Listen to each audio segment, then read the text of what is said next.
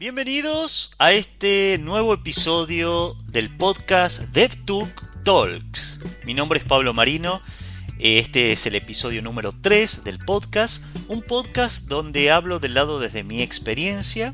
Más de 15 años de experiencia en la industria IT, pasando por varios rubros o áreas de la industria como soporte técnico, sysadmin, desarrollador de software, programador web, y ahora me dedico prácticamente la mayor parte de mi tiempo a crear contenido en mis redes sociales, en mi canal de YouTube y también a enseñar programación en una academia. Así que bueno, en este episodio quiero compartirte algo de mi experiencia relacionada con un tema que siempre se pone sobre la mesa.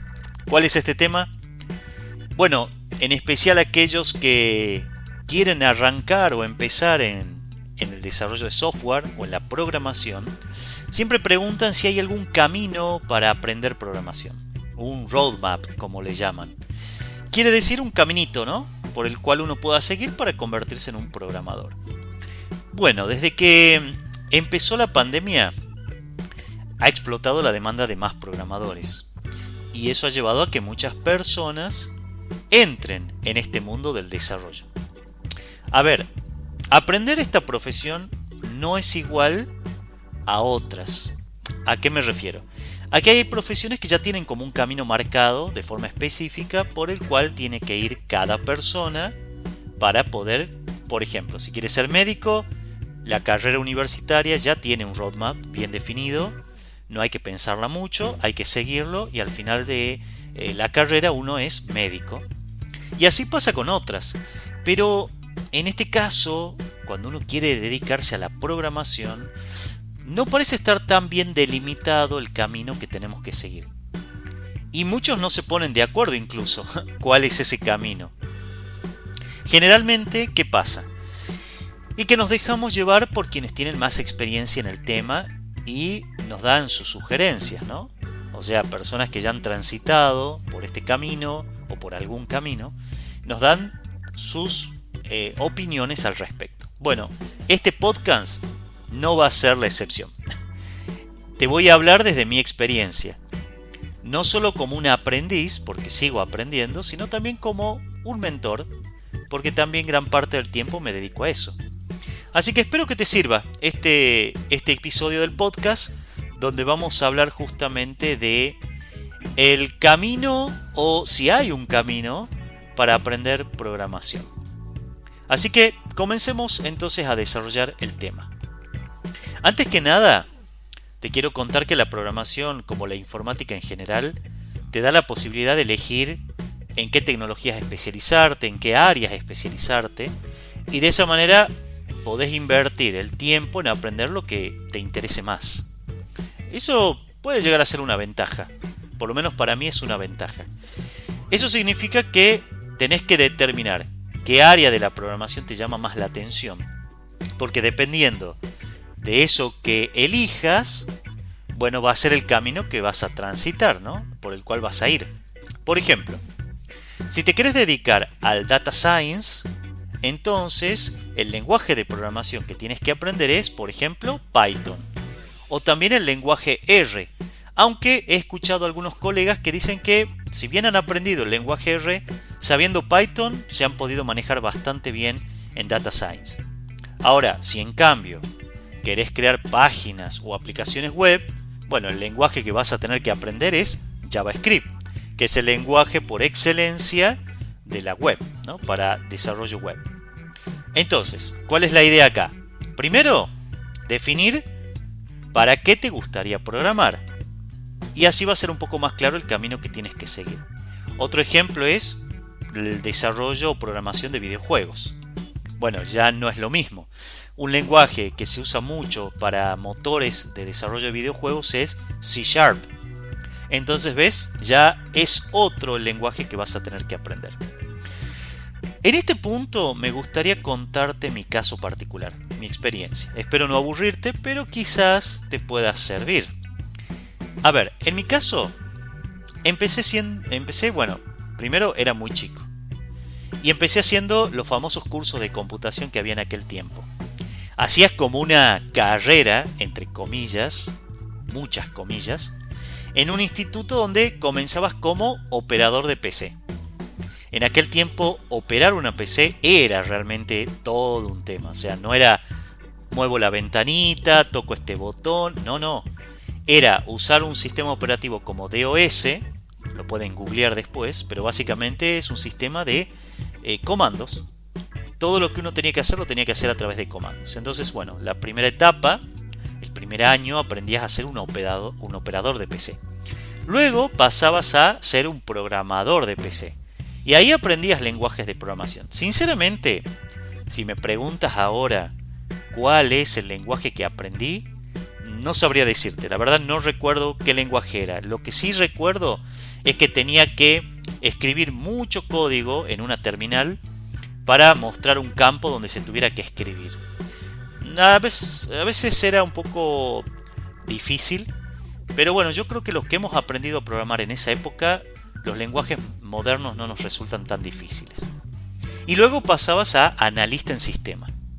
Nuevamente, era un año más donde usabas el sistema operativo y ya ahí había un poquito más de hardware, etc.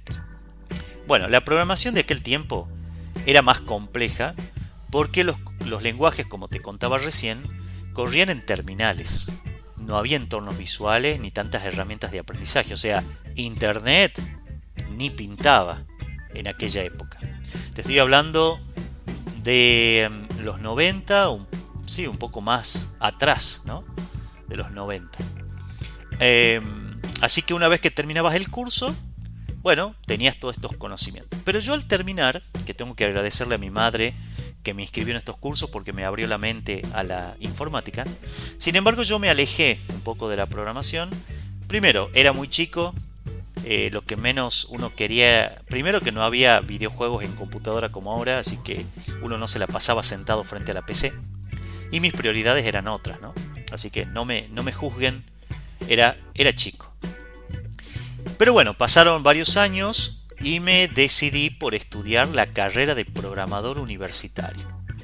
Esa carrera la hice en la facultad, en la universidad de aquí de mi pueblo, de mi ciudad, esperando tener un contacto con el código durante mi primer año. O sea, yo quería, la carrera se llama programador universitario, yo quería ya en el primer año aprender programación. Pero, lamentablemente me equivoqué. El primer año había mucha matemática, álgebra, cálculo. Cómo me costó álgebra. Tuve que recursar esa carrera. Esa materia, no la carrera. Pero la verdad me costó. Pero la pude rendir, la aprobé. Cálculo también. Hasta el paquete Office nos enseñaban. Lo aprendí, pero nada de programación. Ahora, tengo que reconocer que lo que sí me sirvió mucho en el primer año fue la materia de algoritmo. Esa materia sí me sirvió porque me ayudó a pensar de manera lógica. Así que no fue un año perdido. Por temas personales tuve que dejar la universidad después de 2 años, pero como me interesaba la programación y había empezado a trabajar, encontré un curso llamado Programación Visual en un instituto de la ciudad y lo pagué el curso. Ahora, ¿por qué se llamaba Programación Visual? Bueno, en aquel tiempo habían aparecido lenguajes que eran visuales, o sea, nos permitía crear interfaces para desktop. Estos lenguajes eran Visual Basic y Visual Fox.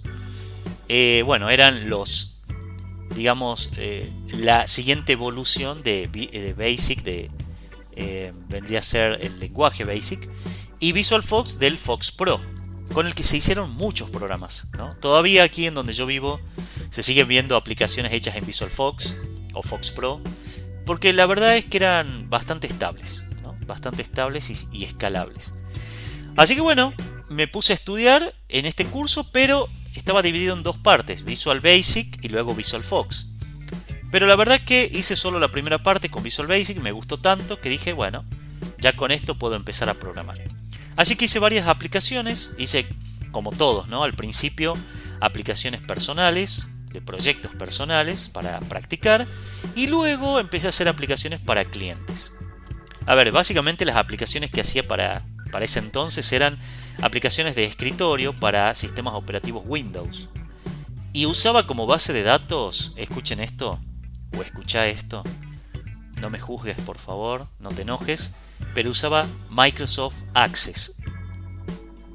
Sí, ya sé, Access no es una base de datos propiamente dicha, bla bla bla bla, es cierto, pero de que me sirvió, así que contento.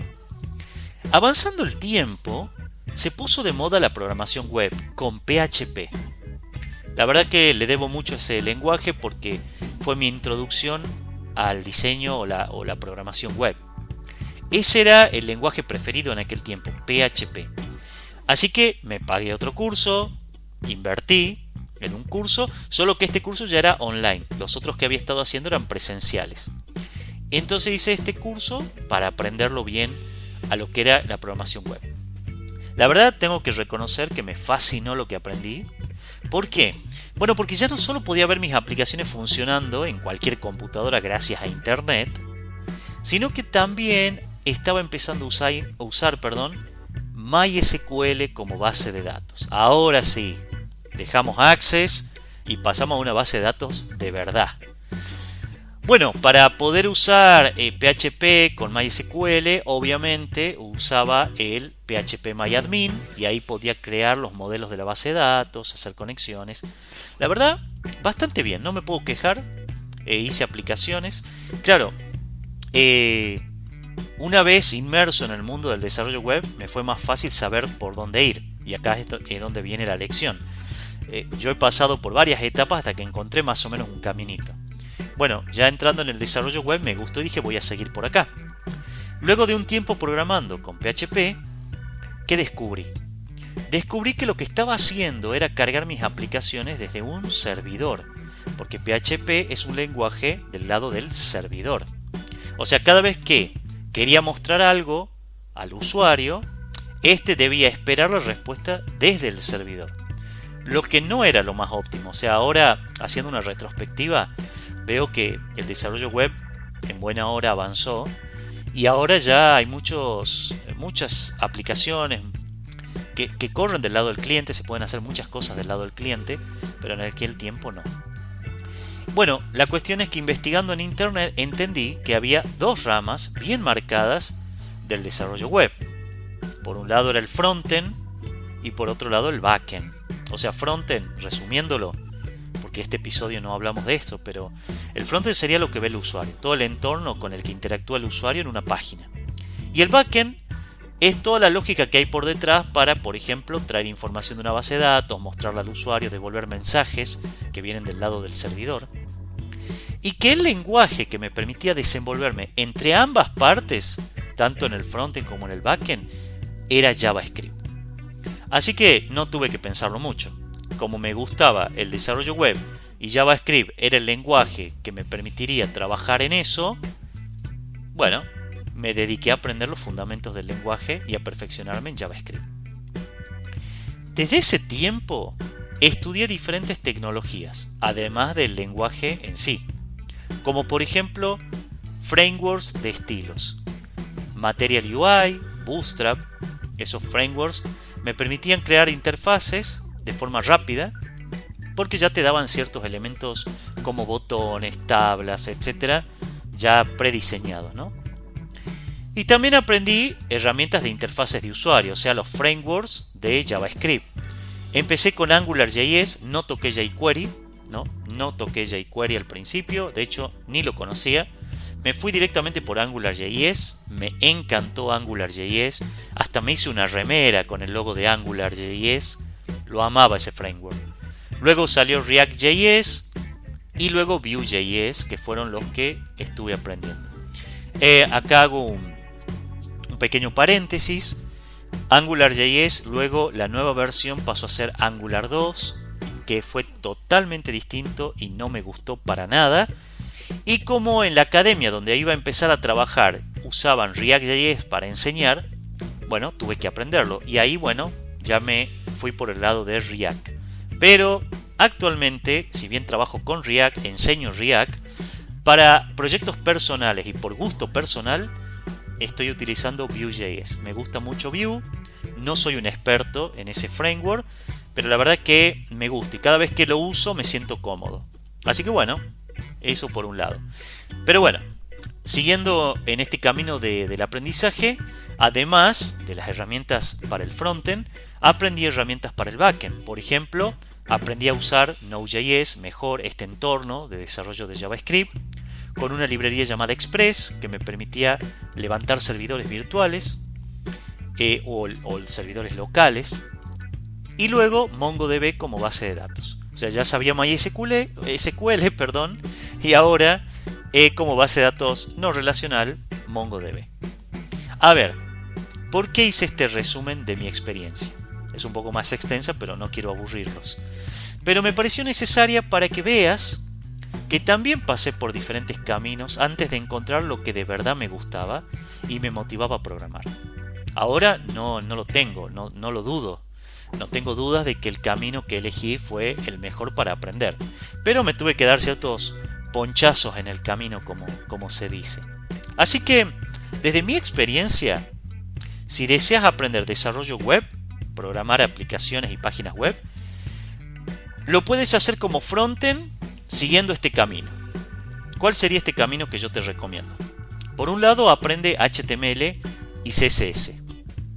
No es necesario que le dediques demasiado tiempo, pero sí el suficiente para poder maquetar sitios web que se vean bien y se adapten a distintos dispositivos de pantallas. Recuerda que el 90% de las personas navegan en Internet o usan aplicaciones en sus teléfonos o dispositivos portátiles. Así que, primer punto, HTML y CSS, aprender. Segundo, aprende un framework de estilos. Es una herramienta que te va a facilitar el trabajo y te va a permitir en poco tiempo tener una aplicación que se vea bien y sea responsive, o sea, que se adapte a los dispositivos. Hay varios muy conocidos, yo mencioné Material UI, Bootstrap también, que me parece que para empezar está muy bien. Undesign es otro framework, y uno que se escucha mucho es Tailwind CSS. Yo lo estoy usando últimamente y la verdad te da mucha flexibilidad. Así que si te gusta CSS puro, Tailwind te va a gustar también. Pero bueno, la idea es que investigues y aprendas el que más te guste. Ese sería el siguiente paso. Luego, en este camino, yo te sugiero aprender algoritmos y pensamiento lógico. Este es un paso sumamente importante, no solo para aprender desarrollo web, es para aprender cualquier lenguaje de programación. ¿Por qué? Porque si no sabes razonar un problema y entender cómo resolverlo, el tiempo que inviertas en el siguiente paso va a ser un desperdicio. Esa es la realidad. En mi caso, yo aprendí algoritmos y pensamiento lógico en la universidad, pero podés buscar información o hacer cursos en internet. Hay mucha información al respecto. Siguiente paso en este camino, aprende JavaScript. Es el lenguaje por excelencia en la web y te va a permitir darle funcionalidad a tus aplicaciones web. Te va a servir tanto para el frontend como para el backend. Y la curva de aprendizaje es bastante accesible. Si me preguntas, a mí personalmente, ¿a qué temas le deberías dar más importancia de JavaScript? Te sugiero los siguientes: variables y operadores, condicionales y bucles, arreglos y sus métodos, funciones y el scope, objetos, asincronismo y peticiones HTTP, que esto te va a servir para consumir APIs. Y por supuesto, dedicarle tiempo también a aprender sobre los módulos de JavaScript. Estos serían como los temas más importantes del lenguaje. Una vez aprendido el lenguaje, y si ya te sentís en confianza con el lenguaje, aprende un framework o librería para interfaces de usuario, que obviamente deriven de JavaScript. Hay varios en el mercado. Está React, Angular, Vue, Svelte, y la lista sigue, ¿no? Cada 2 semanas aproximadamente sale un framework nuevo de JavaScript. Si me preguntas a mí, yo te sugiero React. No porque sea el mejor, no porque sea el más bonito, aunque a algunos sí les gusta, sino porque es el más demandado en el mercado. Entonces, si vamos a querer tener una salida laboral rápida, entonces React es el es la librería, no el framework, la librería que deberías aprender. Luego de eso podrías pasar a aprender Next, que es un framework basado en React. Pero bueno, eso ya sería otra etapa, ¿no? Una vez dominadas estas tecnologías, que sería HTML y CSS, algoritmos también, y habíamos dicho algoritmos y pensamiento lógico, el lenguaje de programación JavaScript, y un framework tanto para JavaScript como para CSS, para los estilos, entonces podés seguir el camino para convertirte en un backend, orientado al desarrollo web, por supuesto. Te sugiero aprender lo siguiente. Por un lado, bien Node.js, aprender bien este motor de desarrollo de JavaScript del lado del servidor. Si bien al aprender una librería o framework de interfase de usuario ya estuviste interactuando con Node.js, la idea es que aprendas cómo crear un servidor con Node.js para montar tus aplicaciones o crear una API REST y conectarte con las bases de datos. Una librería que te va a ayudar a lograr eso se llama Express, pero luego hay otras que te van a ayudar con la conexión a bases de datos. Y finalmente, el siguiente paso sería ese, las bases de datos. Yo te sugiero que aprendas la diferencia entre una base de datos relacional y no relacional. Y luego estudia la que más te interese, ¿no? En mi caso, yo te sugeriría que aprendas MongoDB como base de datos no relacional, porque se usa y es fácil de manejar, pero también si podés aprender SQL, bueno, eso también te va a abrir muchas puertas. Con todos estos conocimientos, ya vas a saber manejarte con un stack de tecnologías que te van a permitir desarrollar una aplicación completa. En la industria se conoce a este tipo de desarrolladores como full stack. Lo que te acabo de comentar hasta aquí son sugerencias desde mi experiencia para que tengas un camino más definido, pero no significa que si te orientás por otro lado esté mal. Cada uno tiene que buscar lo que le guste y aprender eso, porque solo así vamos a disfrutar de lo que hagamos. ¿Ok? Nuevamente, esto no está escrito en piedra, hay muchas otras opciones que puedes leer e investigar en internet o preguntar a profesionales que están también en la industria. En fin, cualquier consulta o duda podés escribirme en los comentarios, ya sea del podcast en Spotify o en el canal de YouTube cuando suba este mismo episodio por ahí. Voy a tratar de orientarte.